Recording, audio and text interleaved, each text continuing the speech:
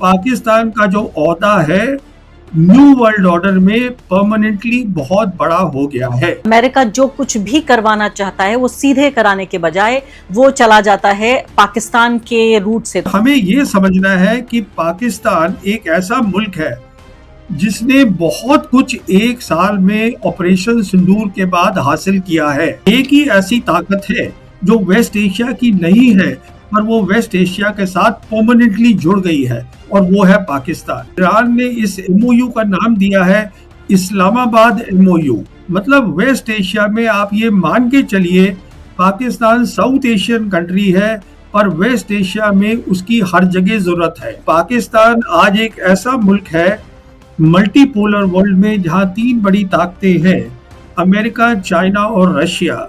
उन तीनों के साथ उसके रिश्ते जो है बहुत अच्छे हैं। ईरान ये लड़ाई जीत गया है और जो अमेरिका है उसके पास कोई और चारा नहीं था कि एक ताकत पूरी दुनिया पे राज करे।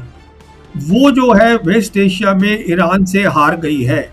ट्रेड, कनेक्टिविटी, इकोनॉमिक एक्टिविटी, इस सब में पाकिस्तान जुड़ गया है। जब तक हिंदुस्तान के एनालिस्ट और सरकार सच्चाई नहीं समझेगी न्यू वर्ल्ड ऑर्डर की, हम अपनी फॉरेन पॉलिसी को कभी भी ठीक नहीं कर पाएंगे। और ईरानियन ने साफ कह दिया है कि जब फाइनल डील हो भी जाती है, हम इजराइल के किसी वेसल को स्ट्रेट ऑफ हॉर्मुज से नहीं जाने देंगे। इजराइल को आज पूरी दुनिया में अमेरिका के अलावा कोई भी उनके साथ नहीं खड़ा है। वो बताना भूल गए कि हिंदुस्तान खड़ा है। स्विट्जरलैंड में जो कुछ हुआ उसको आपने भी देखा, मैंने भी देखा, लेकिन जो मैंने नहीं देखा वो आपने क्या देखा वहां? देखिए, सबसे बड़ी बात यह है कि स्विट्जरलैंड जब ये दोनों साइड्स गई हैं, दोनों साइड्स इस लड़ाई को खत्म करना चाहती हैं। ईरान चाहती है पीस, ईरान लड़ाई जीत चुका है। ट्रंप के पास, अमेरिका के पास कोई चारा नहीं है क्योंकि वो लड़ाई हार चुके हैं और उनके पास कोई मिलिट्री ऑप्शन नहीं है। तो जो भी वहां पर ड्रामा हुआ या नाटकबाजी जो आपने बयान किया हुआ, उसका एंड नतीजा ये निकला है कि जो हाई लेवल कमेटी है फ्यूचर टॉक्स के लिए वो बन गई है। हाई लेवल कमेटी में होंगे खालिबाफ, अरागची, जेडी वांस, prime minister of Pakistan and prime minister of Qatar. तो ये तो हाई लेवल वो जो कमेटी है वो बन गई है। उसके साथ साथ 4 ग्रुप्स और बन गए हैं। एक है जो कि सैंक्शंस को देखेगा, एक न्यूक्लियर इश्यूज को देखेगा, एक रिकंस्ट्रक्शन एंड इकोनॉमिक डेवलपमेंट देखेगा ईरान की, और एक जो है जो एमओयू साइन है उसको मॉनिटर करेगा और उसकी इम्प्लीमेंटेशन देखेगा। ईरान ये लड़ाई जीत गया है और जो अमेरिका है उसके पास कोई और चारा नहीं था। ईरान नाम का कोई देश नहीं बचेगा। उन्होंने ये भी कहा कि हम इतना ईरान को मारेंगे, इतना हिट करेंगे, हार्डर देन एवर बिफोर, जितना पहले कभी ईरान को हमने नुकसान नहीं पहुंचाया, हमला नहीं किया, इतना हम करेंगे। अगर वो हारी हुई पार्टी है तो ऐसे बयान क्यों देगी? देखिए, प्रेसिडेंट ट्रंप को पूरी दुनिया समझ चुकी है, इसमें कोई शक नहीं होना चाहिए कि जो वो बोलते हैं उसकी कोई खास अहमियत होती नहीं है। प्रेसिडेंट है अमेरिका के, पर बोलते कुछ है, ग्राउंड पे कुछ होता है। वो हौसला अफजाई करते हैं अपने लोगों की, अपनी मागा बेस की, कि हमने सब तबाही कर दी है, उनकी नेवी खत्म कर दी है, एयरफोर्स कर दी है खत्म, हम सिविलाइजेशन खत्म करेंगे। हमें ये देखना है कि ग्राउंड में क्या हो रहा है। इशाक दार हैं जो फॉरेन मिनिस्टर है पाकिस्तान के, जो बहुत ही इंपॉर्टेंट रोल प्ले कर रहा है पाकिस्तान। उन्होंने बताया है बिल्कुल साफ कि जो सैंक्शंस हैं, जो न्यूक्लियर टॉक्स हैं और जो एमओयू को मॉनिटर करना है, ये तीनों चीज़ों पे अभी बातचीत होनी है। अभी इसमें बातचीत नहीं हुई है। और जहां तक सवाल है सैंक्शंस का, सैंक्शंस जैसे ही उठेंगे, जो उठने हैं, बात हो रही है ऑलरेडी कि पहली ट्रांच $6 बिलियन की मिलेगी, जो कि कतारी बैंक में ईरान के एसेट्स फ्रोजन पड़े हैं। जो हुआ है वेस्ट एशिया में, एक बहुत बड़ी बात हो गई है। वो ताकत अमेरिका जिसने कोल्ड वॉर जीती, यूनिपोलर वर्ल्ड में रहे, एक अकेली ताकत रही पूरी दुनिया में, जो आज तक दुनिया के इतिहास में नहीं हुआ कि एक ताकत पूरी दुनिया पे राज करे। वो जो है वेस्ट एशिया में ईरान से हार गई है। हमारी फॉरेन भारत देश की फॉरेन पॉलिसी बदलेगी? क्या भारत की अपने पड़ोसियों के प्रति भी जो पॉलिसी है क्या वो बदलेगी? इससे पहले कि इन बड़े बड़े सवालों पर मैं आऊं और आपसे चर्चा भी करूं, मैं सबसे पहले ये समझना चाहती हूं कि अभी जो ईरान के विदेश मंत्री हैं, पहले वो गए ओमान और उसके बाद वो गए हैं पाकिस्तान, साथ साथ वहां के ईरानियन जो राष्ट्रपति हैं वो भी गए हुए हैं पाकिस्तान। इसका क्या ताल्लुक इससे जो टॉक्स अभी चल रही हैं उसी से है या कुछ अलग बात है? किस तरह की ये जुगलबंदी हो रही है जिसको हम समझ नहीं पा रहे हैं? देखिए, ये दो बातें हैं। पहले हमने देखा कि जो फॉरेन मिनिस्टर अरागची है और खालिबाफ हैं, जो उनके टॉप लीडर हैं, जो पार्लियामेंट स्पीकर भी हैं, ये दोनों गए थे ओमान। ओमान की टॉप लीडरशिप से मिले हैं। उसकी इसलिए जरूरत है क्योंकि उन्होंने ईरान ने ओमान के साथ मिलकर एक बनाई है पर्शियन गल्फ स्ट्रेट अथॉरिटी। तो 60 दिन के बाद जब फाइनल डील साइन होती है, अगर होती है, तो उसके बाद जो है वहां पर एक तरीके की कोई फीस लगेगी। अब आप उसको टोल बोल लीजिए, आप उसको कोई और नाम दे दीजिए। वो ईरानियंस ये कह रहे हैं कि हम दोनों जो है मिलके इसको हम मॉनिटर करेंगे। जो भी यहाँ पे शिपिंग होती है, ये हमारा इंटरनल वाटरवे है जिसको हम अलाउ करेंगे as a international waterway under international law. तो उसके लिए वो तो वहां गए थे बातचीत करने के लिए। जहां तक मिलिट्री का सवाल है, उसकी देख रेख का सवाल है, इस पूरी पर्शियन गल्फ जो मैं बात कर रहा हूँ, Persian gulf, state of Hormuz और गल्फ ऑफ ओमान, ये सारी जिम्मेदारी जो है वो IRGC नेवी की है, वो ईरान के पास है। ईरान ही यहाँ से माइंस भी निकालेगा, कोई बाहर की ताकत नहीं आएगी यहाँ काम करने। उसके बाद जैसे आपने ठीक बताया, पाकिस्तान में पहले गए थे प्रेसिडेंट ईरान के, जो कि पेशिशकियन है, वो गए थे अपनी बहुत बड़ी डेलीगेशन लेकर। और उधर ओमान से अरागची और खाली अरागची जो है वो इधर आ गए हैं पाकिस्तान में। देखिए, हमें ये समझना है कि पाकिस्तान एक ऐसा मुल्क है जिसने बहुत कुछ एक साल में ऑपरेशन सिंदूर के बाद हासिल किया है। पहले मैं आपको समझा दूं क्या हासिल किया है और उसका मतलब क्या है।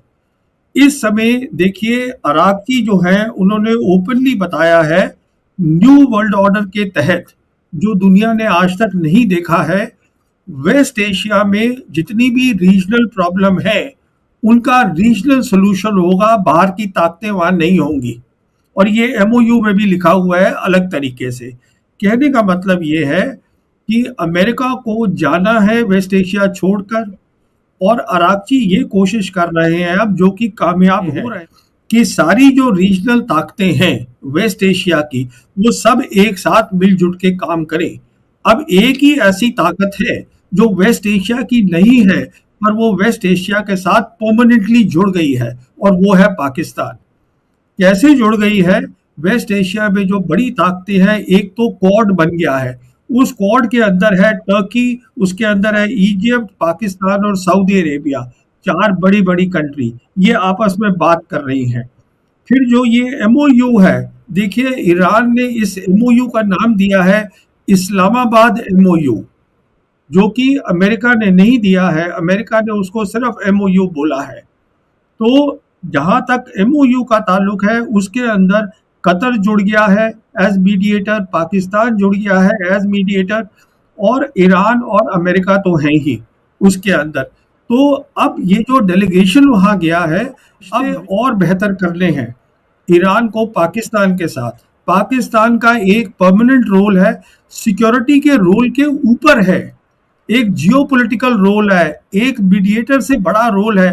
मतलब वेस्ट एशिया में आप ये मान के चलिए, पाकिस्तान साउथ एशियन कंट्री है, और वेस्ट एशिया में उसकी हर जगह जरूरत है।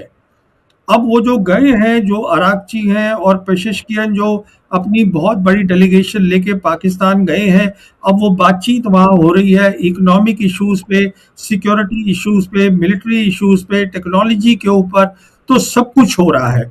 देखिए, पाकिस्तान आज एक ऐसा मुल्क है मल्टीपोलर वर्ल्ड में, जहाँ 3 बड़ी ताकतें हैं, अमेरिका, चाइना और रशिया। उन तीनों के साथ उसके रिश्ते जो है बहुत अच्छे हैं, जो और किसी कंट्री के नहीं है।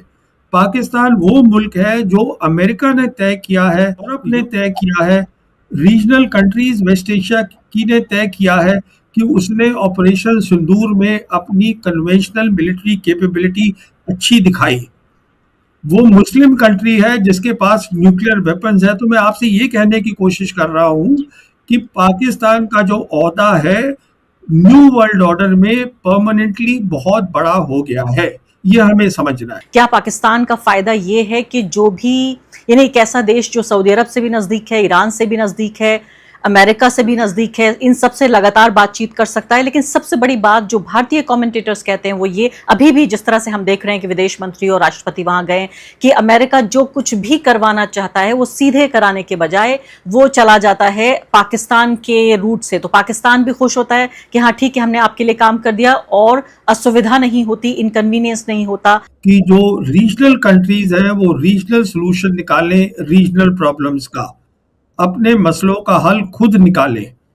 इस नए वर्ल्ड ऑर्डर में ये समझिएगा, जो आप कह रही हैं हमें इसको समझना है न्यू वर्ल्ड ऑर्डर को। इसमें आप देखिएगा जो पाकिस्तान है उसका सऊदी अरेबिया से सिक्योरिटी अरेंजमेंट 1970 से है, कोई नया नहीं है। पर सिंदूर के बाद नवंबर 2025 में उन्होंने फॉर्मल डिफेंस एग्रीमेंट किया।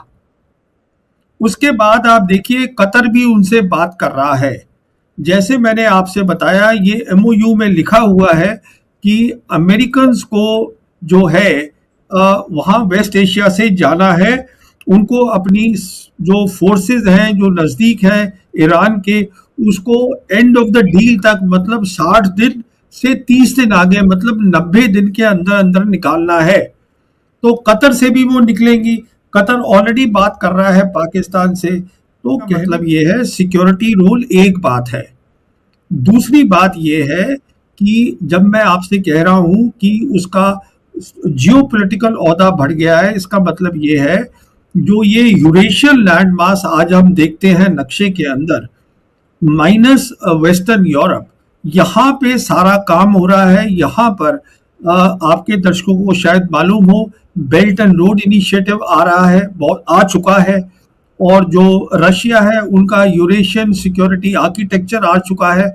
इस सब में ट्रेड, कनेक्टिविटी, इकोनॉमिक एक्टिविटी, इस सब में पाकिस्तान जुड़ गया है। मैं आपसे ये कह रहा हूं, तो ये सिक्योरिटी एक इशू है, बाकी वो नए वर्ल्ड ऑर्डर में जुड़ गया है। और आज जो उसकी जो है रीच है, स्ट्रेटेजिक रीच, वो वेस्ट एशिया में पहुंच चुकी है। अब देखिए, जब तक हिंदुस्तान के एनालिस्ट और सरकार सच्चाई देगी न्यू वर्ल्ड ऑर्डर की, हम अपनी फॉरेन पॉलिसी को कभी भी ठीक नहीं कर पाएंगे। तो ये कहना कि अब सिचुएशन पहले जैसी हो जाए तो वो नहीं होगी। और ईरानियन ने साफ कह दिया है कि जब फाइनल डील हो भी जाती है, हम इजराइल के किसी वेसल को स्ट्रेट ऑफ हॉर्मुज से नहीं जाने देंगे। जैसे ही लड़ाई शुरू हुई है 28 फरवरी को, जो अग्रेशन किया है अमेरिका ने और इजराइल ने मिलके, पहली चीज उन्होंने क्या करा, स्ट्रेट ऑफ हॉर्मुज को बंद कर दिया। बंद इसलिए कर दिया क्योंकि वो सालों साल इसकी तैयारी कर रहे थे। सालों साल उन्होंने यहाँ मिलिट्री कैपेबिलिटीज लगाई हुई थी। सालों साल उनको पता था इसको हमें कैसे बंद करना है और कैसे इसको चलाना है। और फिर उसके बाद उन्होंने ये पब्लिकली डिक्लेयर कर दिया ईरान ने कि ये हमारी वाटरवे है, ये हमारी टेरिटरी है, और अब हम जो है इस हमारी टेरिटरी है तो हम तय करेंगे हमें क्या करना है। क्योंकि दुनिया आज मल्टीपोलर हो चुकी है। दो बड़ी ताकतें रशिया और चाइना, उन्होंने भी पब्लिकली ये फिर कह दिया कि ये ईरान की टेरिटरी है, स्ट्रेट ऑफ हॉर्मुज। तो हम देखेंगे कि रीजनल प्लेयर्स और ईरान और उनको सपोर्ट करते हुए चाइना और रशिया, वो तय करेंगे कि वेस्ट एशिया में क्या होगा। सिर्फ आउटसाइड कंट्री जो इन्वॉल्व होगी, इसमें पूरी तरीके से शामिल होगी, वो है पाकिस्तान। तो हिंदुस्तान को समझना है, क्योंकि हमारे बहुत सारे यहाँ पर इम्पोर्टेंट रीजंस हैं कि हमें वेस्ट एशिया में हमारे वो वर्कर्स काम करते हैं। हमारा यूएई के साथ बहुत, हम वहाँ से तेल लेते हैं, गैस लेते हैं, एलएनजी लेते हैं। तो हमारे को समझना है कि दुनिया कितनी बदल चुकी है और हमको उसी हिसाब से अपनी फॉरेन पॉलिसी को एडजस्ट करना चाहिए। We have miss the bus. जो हमारे पास एक मौका था वो हम गंवा चुके हैं, क्योंकि हम एक साइड ले चुके हैं। हम जंग से, जब ये शुरू हुई पहला अटैक फरवरी के महीने में, उससे कुछ घंटे पहले ही हमारे नेता नरेंद्र मोदी जी वो इजराइल गए थे और वहां की संसद में जाकर उन्होंने इजराइल के साथ जिस तरह का भाईचारा दिखाया, मदरलैंड फादरलैंड वाला वो स्टेटमेंट भूला नहीं जा सकता। इसका मतलब पहले ही उन्होंने साइड ले ली। देखिए, ऐसा है कि 28 तारीख को फरवरी लड़ाई शुरू हुई है। 25 तारीख को प्रधानमंत्री इजराइल में थे और उन्होंने वही सब बातें बोली जो आप बता रही हैं मुझे। अच्छा, जहां तक ईरान का ताल्लुक है, मेरी तो नजर में है नहीं, मैंने कहीं रिपोर्ट कोई पढ़ी नहीं है कि प्रधानमंत्री ने जो अली खमेनी है, जो उनके सुप्रीम लीडर है, जिसको असैसिनेट करा गया, जिसको धोखे से मारा गया, उसके बारे में कोई कंडोलेंस जाहिर करी। नहीं, प्रधानमंत्री ने नहीं किया। हाँ, तो देखिए ना, फिर आप बात को समझने की कोशिश करिए। मैं कह रहा हूँ और आपके दर्शकों को भी कह रहा हूँ, हमने कोई कोर्स करेक्शन नहीं करा है। अभी भी, आज भी जैसे आप और मैं बात कर रहे हैं, डिफेंस मिनिस्टर इजराइल के हिंदुस्तान में है। हमारे डिफेंस मिनिस्टर से उनकी बातचीत हो रही है कि कैसे हमारे रिश्ते और मजबूत होने चाहिए। तो मुझे समझ में नहीं आता कैसे हम कोर्स करेक्शन कर रहे हैं। अगर ईरान हमसे अच्छी तरीके से बात कर रहा है तो वो सिर्फ इसलिए बात कर रहा है क्योंकि हिंदुस्तान और ईरान एक सिविलाइजेशन है, जो दोनों एक दूसरे की पहचान बहुत पुरानी है। इसलिए नहीं बातचीत कर रहे हैं कि हमारी सरकार के कारण, इसलिए बातचीत कर रहे हैं क्योंकि ब्रिक्स के वो भी मेंबर हैं, एक बहुत वाइज लोग हैं, समझदार लोग हैं। तो मैं समझता हूं हमें कोर्स करेक्शन करने की जरूरत है। और शुरुआत, अगर हम समझ रहे हैं न्यू वर्ल्ड ऑर्डर को, तो हमारी शुरुआत पाकिस्तान से होनी है, हमारी शुरुआत चीन से होनी है।